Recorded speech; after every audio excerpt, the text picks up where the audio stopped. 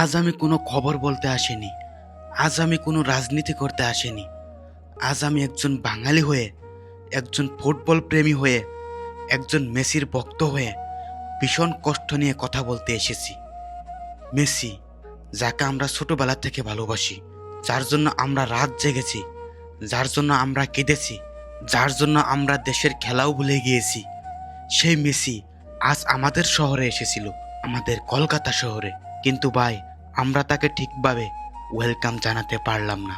আমরা বাঙালিরা এমন না, আমরা অতিথি পেলে তাদেরকে ভগবানের মতো দেখি।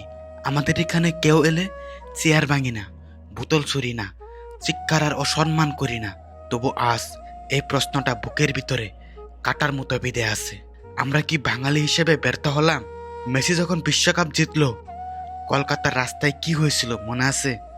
পতাকায় পতাকা, ছাদে ছাদে নীল ছাদা, বাচ্চা থেকে বুড়ো সবাই একসাথে কাঁদছিল। সেই কান্না কি অভিনয় ছিল? সেই ভালোবাসা কি মিথ্যা ছিল? না ভাই, একদমই না। আমরা মেসিকে ভালোবাসতে জানি, কিন্তু আমরা ভালোভাবে ভালোবাসা দেখাতে পারিনি, এটাই সত্য। আজকে যারা বলছে বাঙালিরা বর্বর, বাঙালিরা জানে না সম্মান কিভাবে দিতে হয়, তাদেরকে বলি, একটা খারাপ দিন একটা জাতির পরিচয় হতে পারে না। ভুলটা কোথায় হয়েছে? ভুলটা হয়েছে পরিকল্পনায়, ভুলটা হয়েছে ব্যবস্থাপনায়, ভুলটা হয়েছে বীর সামলাতে না পারায়। কিন্তু সেই রাগ, সেই ক্ষোভ, সেই হতাশা সব গিয়ে পড়েছে মেসির উপর। এটাই সবচেয়ে কষ্টর। মেসি তো জানে না আমার মা রান্নাঘরে দাঁড়িয়ে বলছিল আজ মেসি কলকাতায় আসছে, দেখবি। মেসি তো জানে না একটা ছোট ছেলে সারাদিন পতাকা নিয়ে ঘুরছিল।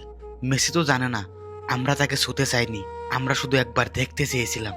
কিন্তু সে যা দেখলো, ভাঙা চেয়ার, উড়ন্ত বোতল, রাগাম্বিত মুখ, এই ছবিটাই যদি তার সামনে থেকে যায়, এই চিন্তাটাই আমাকে ভিতর থেকে ভেঙে দিচ্ছে।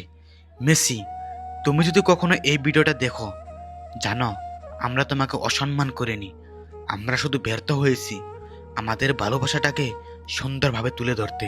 একজন বাবা যখন গরিব হয়, সে তার সন্তানকে ভালোবাসে না এমন না, সে শুধু ভালোবাসা দিতে পারে না।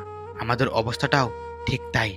আজ সোশ্যাল মিডিয়ায় সবাই হাসছে, সবাই মিম বানাচ্ছে, ট্রোল করছে, কিন্তু আমাদের বুকের ভিতরে একটা নীরব কান্না চলছে, কারণ এই সুযোগ আর নাও আসতে পারে।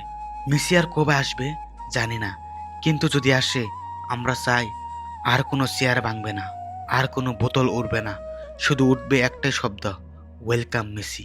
এই ঘটনা আমাদের জন্য শিক্ষা, লজ্জা নয়, শিক্ষা, যাতে পরের বার আমরা শুধু আবেগী না, মানুষ হিসাবেও প্রমাণ করতে পারি আমরা বাঙালি। শেষে একটাই কথা বলবো, আমাদের শহর তোমাকে ভালোবাসে, আমাদের মানুষ তোমাকে ভালোবাসে। যদি একদিন আবার আসো, আমরা কথা দিচ্ছি সেদিন আমাদের চোখে জল থাকবে, কিন্তু রাগ থাকবে না। ক্ষমা করে দেও মেসি, আমরা চেষ্টা করেছিলাম কিন্তু পারিনি।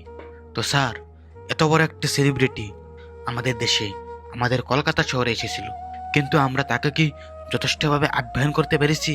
না স্যার, পারি নাই। এটা আমাদের বাঙালির মনে একটা নীরব কান্না চলছে। এটা মনে হচ্ছে আমাদের সব থেকে বড় ব্যর্থতা। তো আমি বিশ্ববাসীদের কাছে একটি কথা বলতে চাই, বাঙালিরা অতিথিদেরকে অনেক ভালোবাসে, তারা অনেক অতিথি আপ্যায়ন।